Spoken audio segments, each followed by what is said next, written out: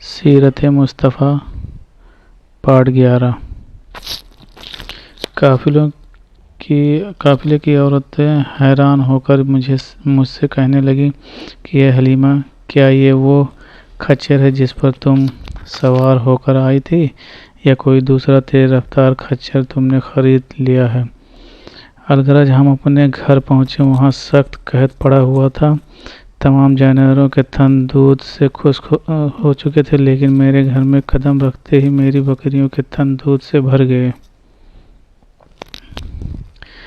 اب روزانہ میری بکریاں جب چراگاہ سے گھر واپس آتی تو ان کے تھن دودھ سے بھرے ہوتے، حالانکہ پوری بستی میں اور کسی کو اپنے جانوروں کا ایک قطرہ دودھ نہیں ملتا تھا۔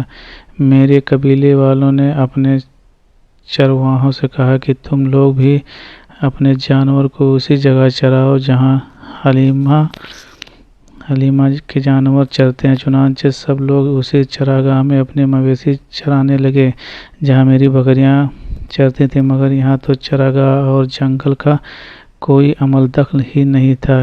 یہ تو رحمت عالم کے برکات نبوت کا فیض تھا،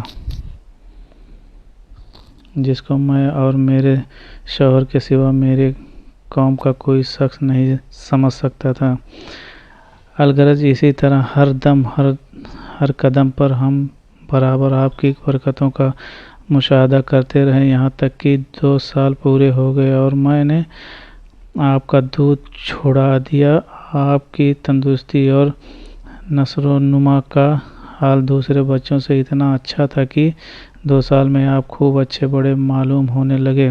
اب ہم دستور کے مطابق رحمت عالم کو ان کے والدہ کے پاس لائے اور انہوں نے حسب توفیق ہم کو انعام و اکرام سے نوازا۔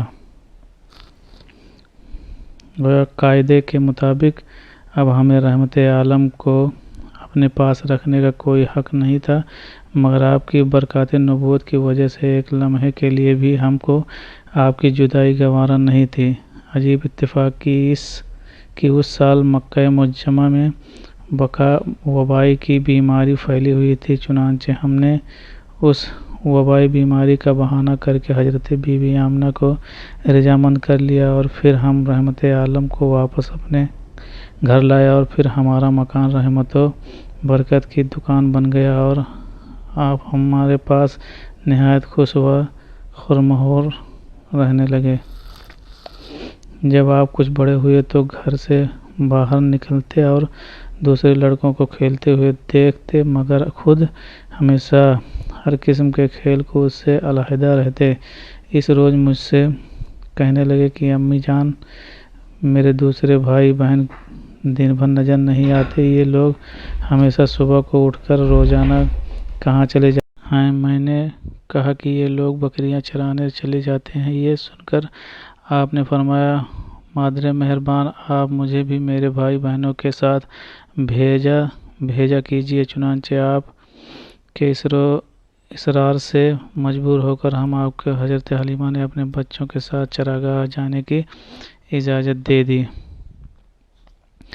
اور آپ روزانہ جہاں حضرت حلیمہ کی بکریاں چرتی تھیں تشریف لے جاتے رہے، اور بکریاں چراگاہوں میں لے جا کر ان کی دیکھ بھال کرنا جو تمام انبیاء اور رسولوں کی سنت ہے، آپ نے اپنے عمل سے بچپن ہی میں اپنی ایک خلصت نبوت کا اظہار فرما دیا۔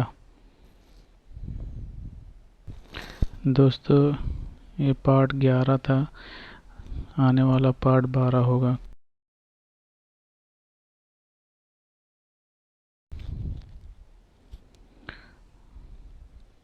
Coming soon, next episode 12.